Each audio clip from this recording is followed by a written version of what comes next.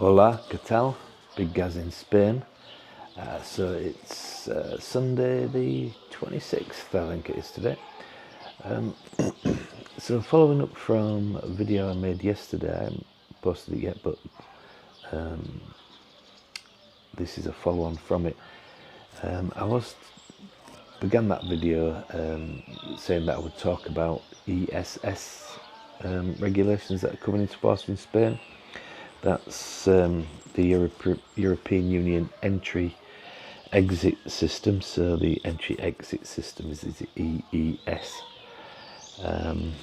There's quite a few questions coming up, especially regarding travel to and from the Schengen zone. As we know, the Schengen or tourist visas allow for free travel within the European Union for a measured amount of time. So that's the 180 rule as it is now.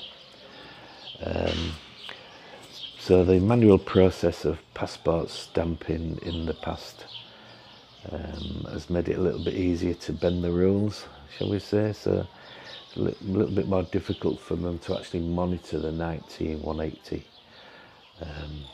rule, so people can, in theory, stay a bit longer, and they do indeed. Some people stay and never go back, and the system currently doesn't really pick that up, doesn't it? Not without specific investigation of each individual. So I'm just going to talk briefly from the information I've managed to glean. System's not running yet, the entry-exit system, EES, and it's going to be a fully automated IT system. So it's going to replace the stamping of passports.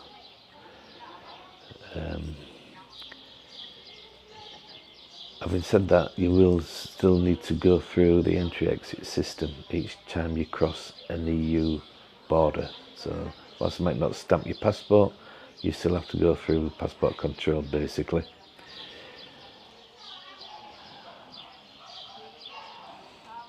So at the moment there's the ETIAS certificated system, which hasn't really been fully rolled out in the UK. It's still all a little bit up in the air.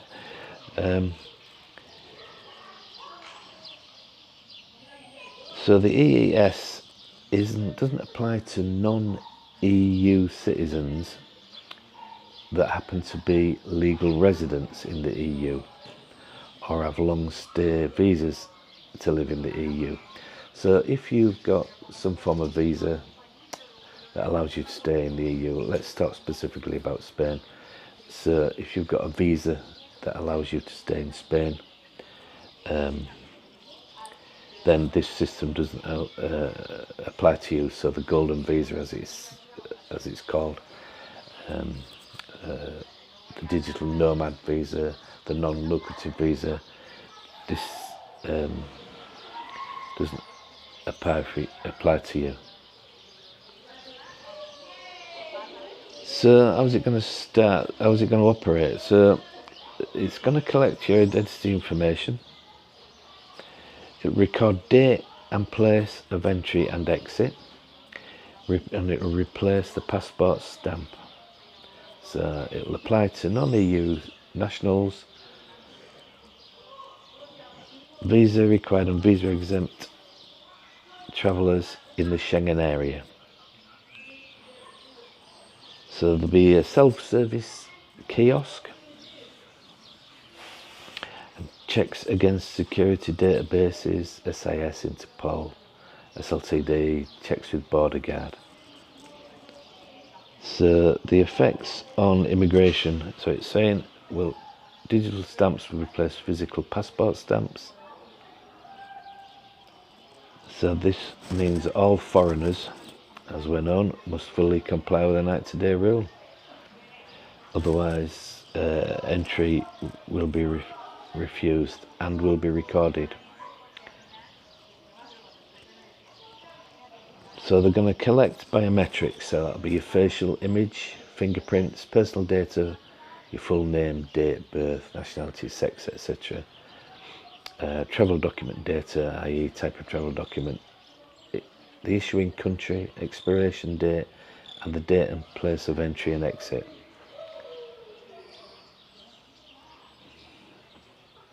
If you need a visa to enter the EU, so if you need a visa to enter the EU, some of your information will all have already been collected, and so you wouldn't necessarily need that for the EES. On the other hand, if you don't need a visa to enter the EU, so like in the UK currently we don't need a visa to enter the EU, we're just limited by the 19180. Your fingerprints would be recorded and stored in the system. So to actually get this EES system working with the self-service kiosks, travellers will first have to scan their passports and other necessary travel documents. Then you'll have to pass the border control lane, where the scanned information will be checked by a border guard against security databases. This process aims to be quicker than the manual process of stamping passports. It was also implemented to improve security and efficiency.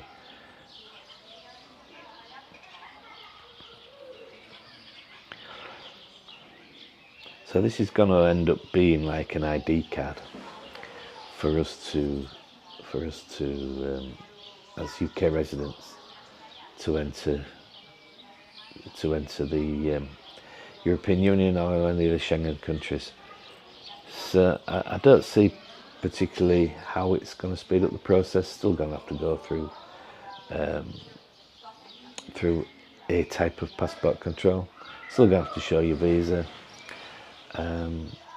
So it's going to cost millions, if not billions, to enforce. I think really it's just going to enable them to digitally record when you're entering and exiting the country. So in theory, with this card, they should be able to digitally somehow trace you, I would imagine. So I can see in the future it's going to be coordinated with probably your bank cards or things like that.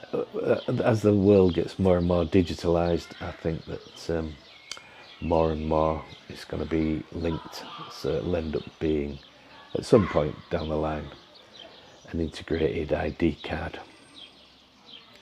So if you, for instance, if you live in Spain at the moment, or if you're a resident of Spain, you'll have a TIE card. And that basically gives you a number. It's an ID card, effectively, for tax purposes, etc. If you're non-resident in Spain, but you have bought a property, you will have to have an NIE number.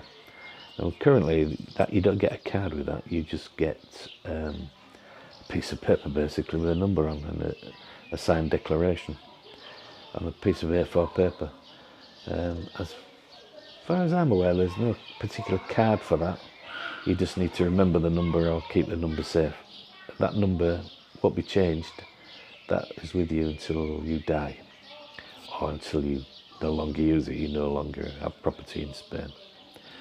So that allows you to be able to pay any taxes, non-resident taxes, any property taxes when you come to either buy or sell a property.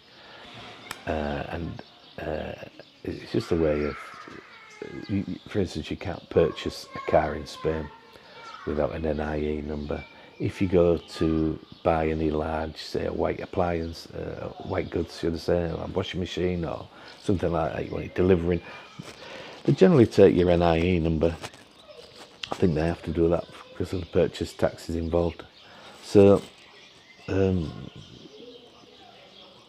basically, you want to purchase anything large in Spain as a non-resident, you need your NIE number. So, but at some point, I can see all the laws changing for non-EU residents like ourselves. where it all becomes linked with either a UK ID card and a EU ID card. We're probably only talking 5 to 10 years down the line before I can see all this happening. If we're going to continue to have some sort of freedom of movement, and indeed if in the future there's some renegotiation of, not necessarily as the Brits re-entering the EU, but of a greater freedom of movement, I can see that definitely there will be have to be some form of ID card like this EES system. So I think we're going to get more and more integrated. If you want to travel, I think that's the way it's going to go. Just like we'll, in 10, 15 years time, there won't be any cash probably, which another grip on society, another controlling factor. But that's the way the world's going. So if you do like watching my videos, please subscribe. So click down and click on the subscribe button, and please like the videos if you like them, and if you don't like them, give them a thumbs down, but I prefer a thumbs up, so thumbs up if you like them. I'll keep posting videos. I'm only in Spain for another few days. I'm going to make as many videos as I can and then start editing them when I get back to the UK, just so I've got a bit of more of a flow. There's been quite a gap on the videos that I've previously published because I just haven't had any content to give you really.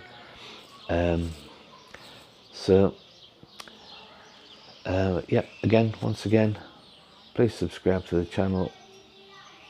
It's not a monetized channel. I don't intend it to be a monetized channel. I just like to give little bits of information out when I can, particularly on La Torre and the other golf resorts. If you've got any questions, please ask them in the comments section, and I'll get back to you as quickly as I can. Okay, so I'll finish off this video now, and I'll see you shortly, hopefully. Adios.